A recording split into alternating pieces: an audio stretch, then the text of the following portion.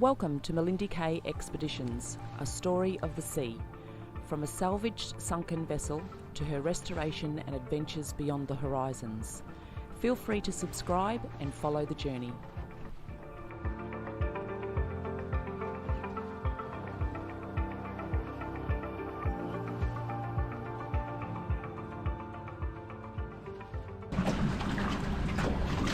Nice sunglasses, madam. Okay. Ready? We're ready. Let's go.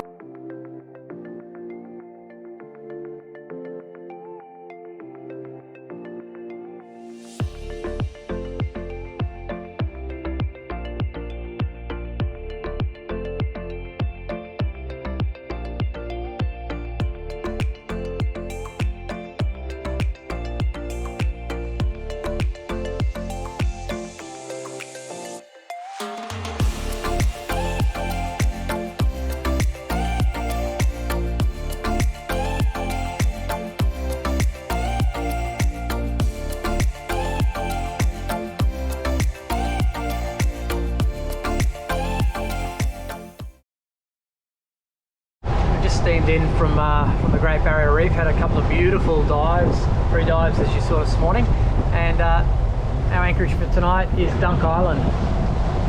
Looking pretty. There is a little resort in here, a bit of a jetty and whatnot, only a couple of yachts. We're pretty fair way forward in the cruising season, so there's a lot of cruising boats south of us we're seeing on the online chats and that sort of thing, but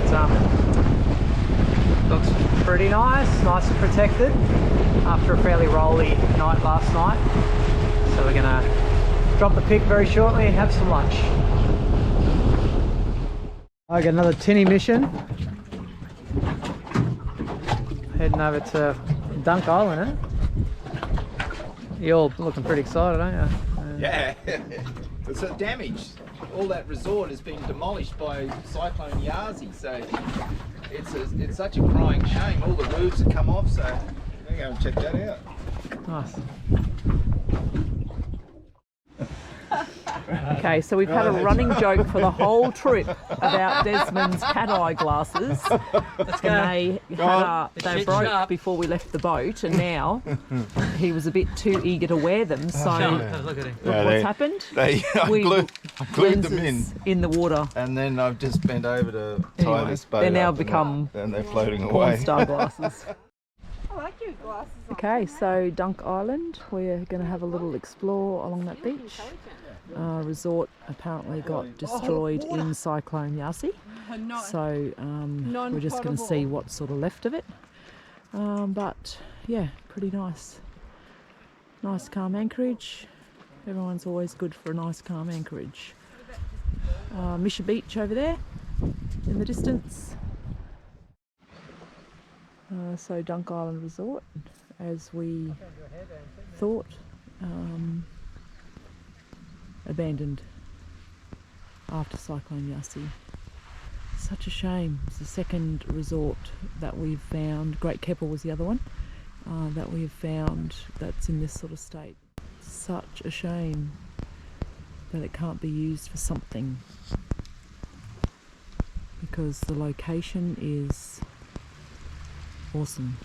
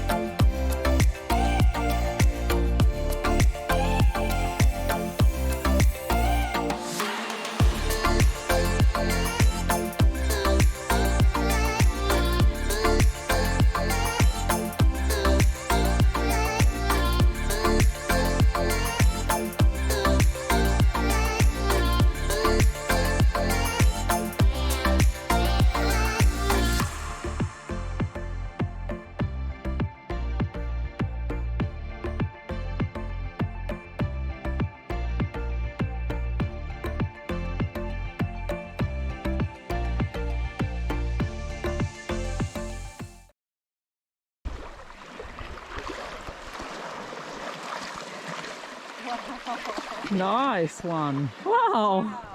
A little scoot on the edge.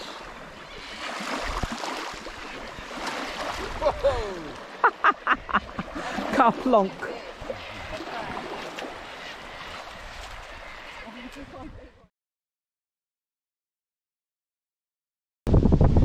When I'd go fishing with my dad,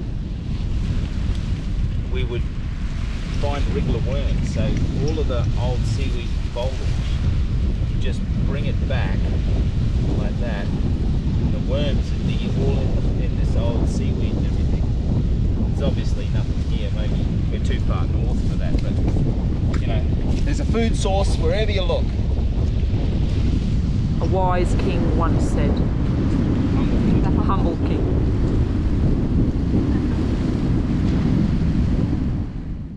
Alright, beautiful day for another tinny mission. Well, it's not far to go if we've forgotten anything. Barbecue plate, firewood, alcohol, food, Drone. drones. Let's do it. Motor started. We're on.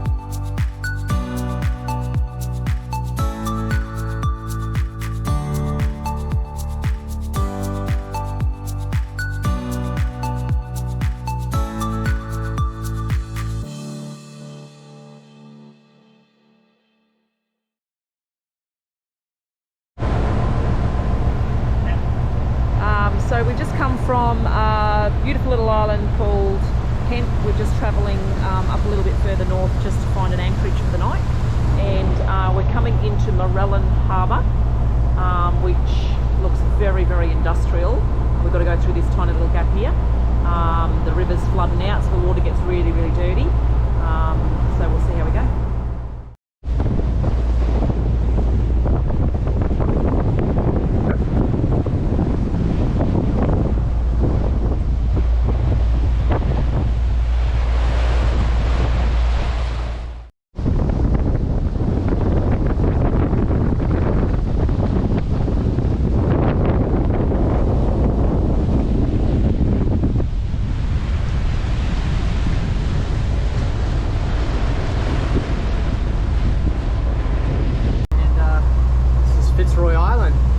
Just south of Cairns.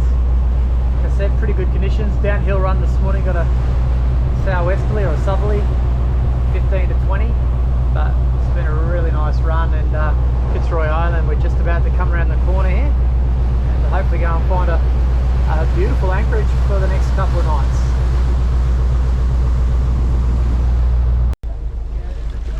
Gonna hopefully stay here for a couple of days, so we're just again trying to find somewhere to anchor up or grab a mooring buoy that's out of the roll of a southwesterly that we've got. The resort looks pretty nice.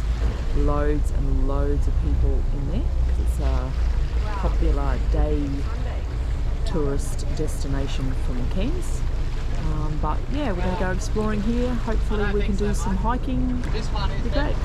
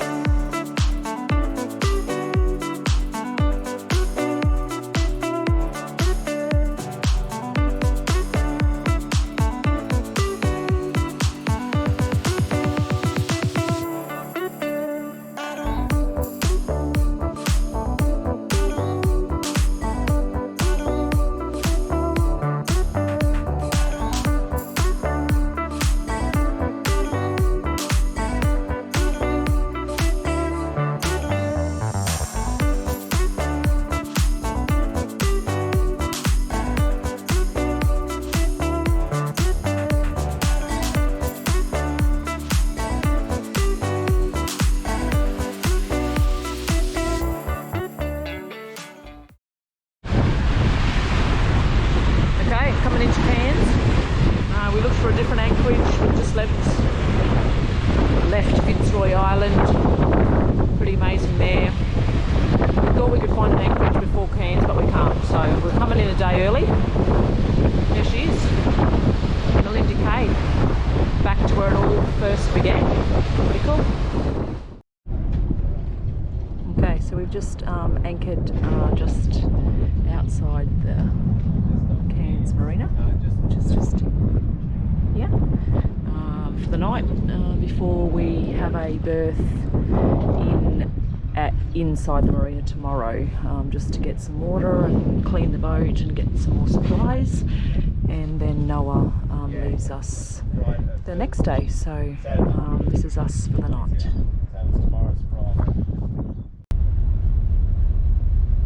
We're only going to stay in here a day and a night just to unload some rubbish, grab some supplies and water. And then we're heading to Cooktown. We don't need any fuel. No, no fuel. No fuel. This ship is massive.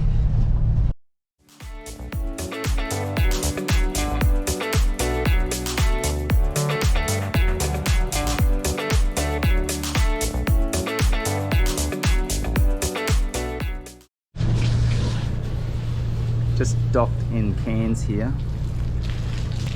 Coral Princess coming in. Probably doesn't look much on the camera, but to be up alongside one of these things, they are massive. What a big TV screen, like obviously at the end of the pool. Wow, have a look up the top there, looks like jet engines. Wow, it does. Now, this ship, normally ships this size have got 2 tugs, but this ship's only requiring 1 tug. Most of these ships now, that when they're built, they can dock under their own steam, so it determines port requirements, but to cut costs, a lot of these cruise liners and everything will only get 1 tug, because you can imagine it's quite expensive getting a tug. So most of the time they can dock under their own steam with no assistance. So I notice he's only got 1 tug, so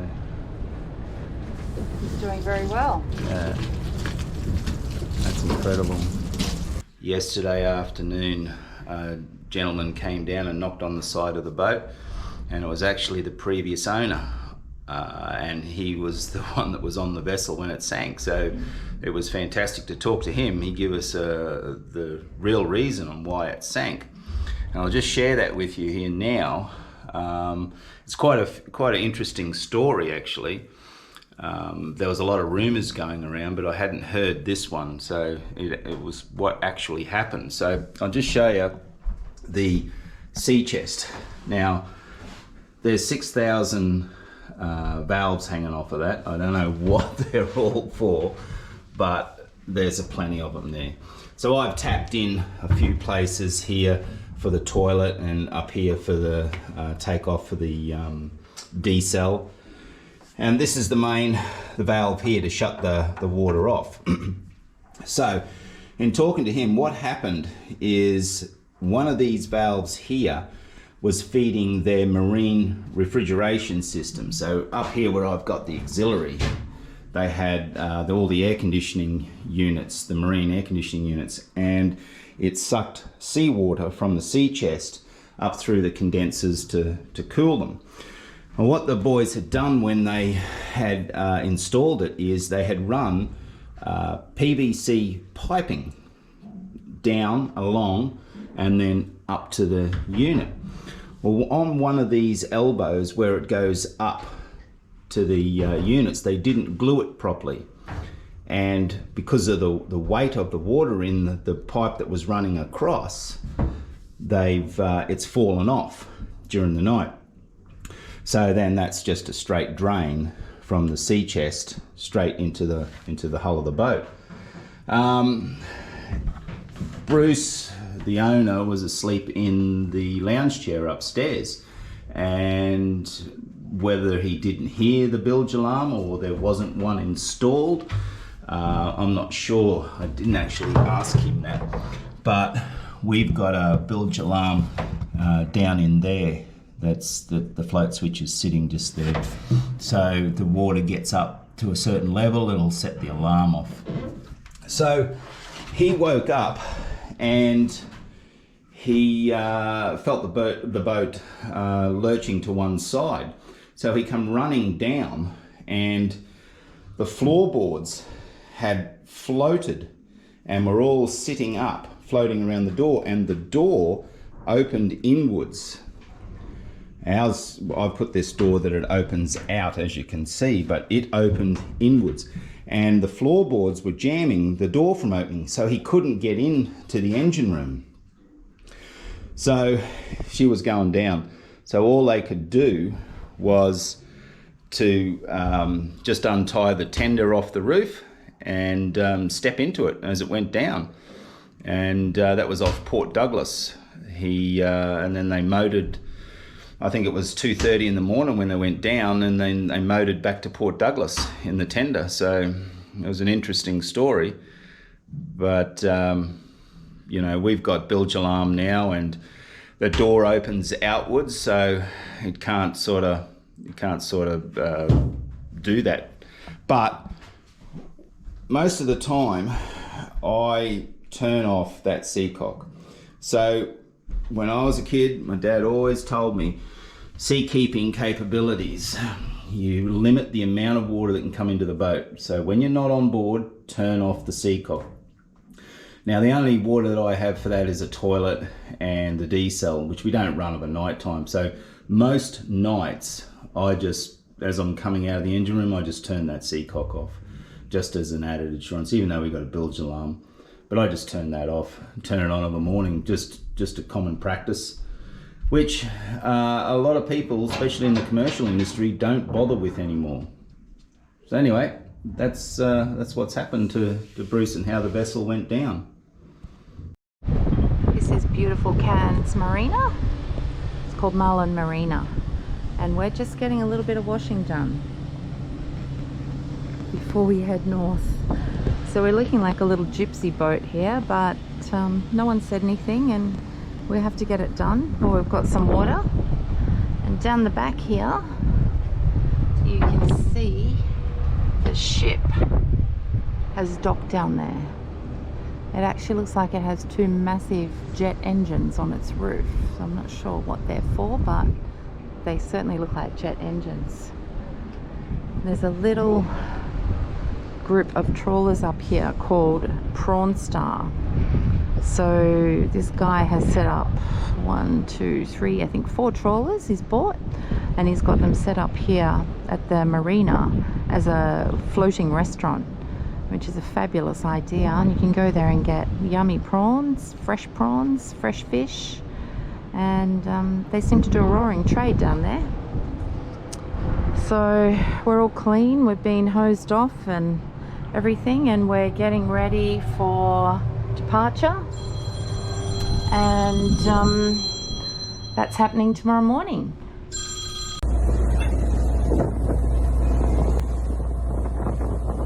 Have a look at these stabilisers and how well they've steadied us up. We've had a lot of wind this trip, all following seas, and I've had them out virtually the whole way. They're amazing. They've steadied the roll down.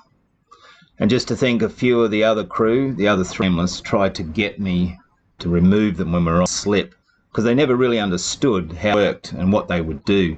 But they've certainly learnt, and they fully understand how important these things are to have on board now. Guess where we are? We are anchored in the centre of town. Can't get any closer to the wharves than where we are. Blown its arse off, 30 plus knots. Been a big day, but anchored straight opposite the shop. Righto. Cooktown. Do you sit there, Brent, or here? It's absolutely screaming out the front. We've had a really shocking night last night. But we're really close to that wharf. When there's tide floods, we sit right up against it. Not ideal, so first thing this morning we're going to go and find another anchorage somewhere in amongst all of that shit, and then hit the Esplanade for some coffee. Not a lot of deep water in here, but we'll got to go and try and find some somewhere this morning. So that's our job first up this morning. Right, after we scouted around in the tinny looking for a bit of an anchorage, we got this little bit of an oasis up here. Plenty of room to move for us. Blowing its bum off. 30 knots all day long. Getting 40 knots during the night. Bullets coming down around the bloody hill around there, down this bight. That's where we were anchored when we first came up here. But we're just sitting it out up in this little pocket here. You can see sandbanks everywhere around us. So at low tide we've only got about a metre under us, but that's enough. Sleeping well, no roll coming around the corner, which is great. So we're spending a few days here looking around in town. The guys are off getting massages this morning. So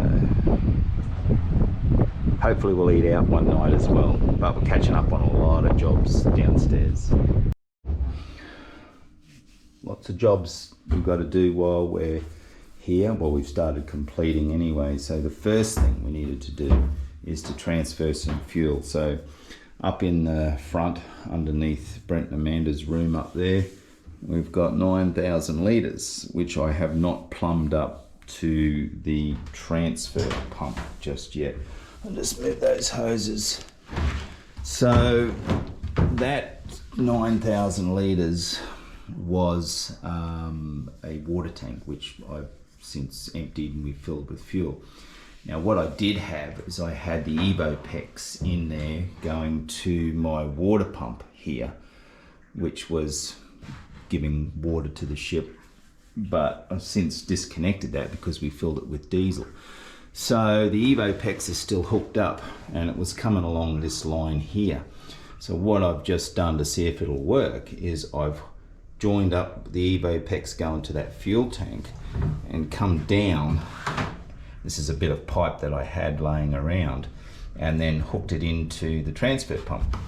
So it's a matter of turning the valve on, turning the two valves on here for the transfer pump, and sucked it out straight away, which was great. I will eventually run all copper to that front tank, but at the moment, just to get us by, that's working fine. So yesterday I transferred fuel up into the day tanks. So last time I did that was in Townsville, and we have done, I worked it out, we've done 330 nautical miles, burnt 800 litres. So basically it equates to around 20 litres an hour, which I am stoked with. to have that sort of fuel economy over that range is amazing. So we've got massive amount of range with this vessel.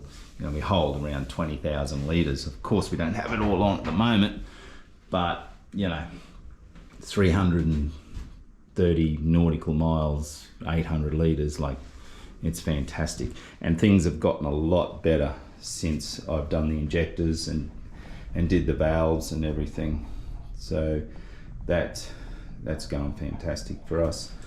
Another job we had to do, thermostat was sticking on this auxiliary, so I just had to pull the top off and clean that up. It was a little bit gunky, and we've cleaned it all out, and I've put all proper inhibitor in there in that header tank. So that's another job we've done. That's a day tank for the auxiliary. That's all topped up, so we're all ready to go. I'm just got to do something with this drill press. We've got to mount that drill press. This is my blind spot over here. I just don't know what to do with all of this crap because I've got no walls, no shelving or anything, so everything's just stuck in bins and stuff like that. So I've got to try and mount that somewhere over here on the bench here. But other than that, everything's going really good. Starting to catch a few mud crabs. So we're having chili mud crab for lunch today. And I'm starting to clean the old girl up. So just giving her a little bit of a light degrease. You know, she needs another paint and everything, but just get all the grease off it, clean it up, make it look presentable. But that engine is running sweet as.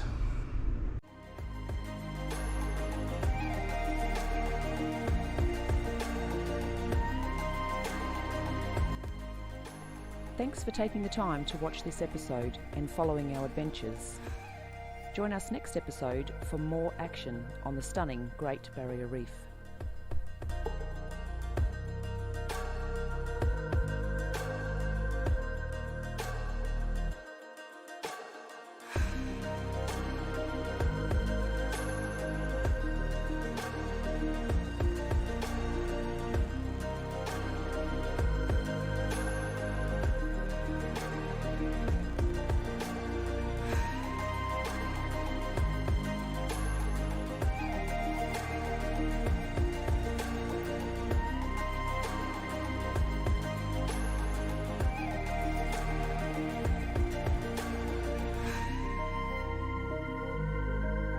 Don't forget to subscribe, give us a like and recommend us to your friends.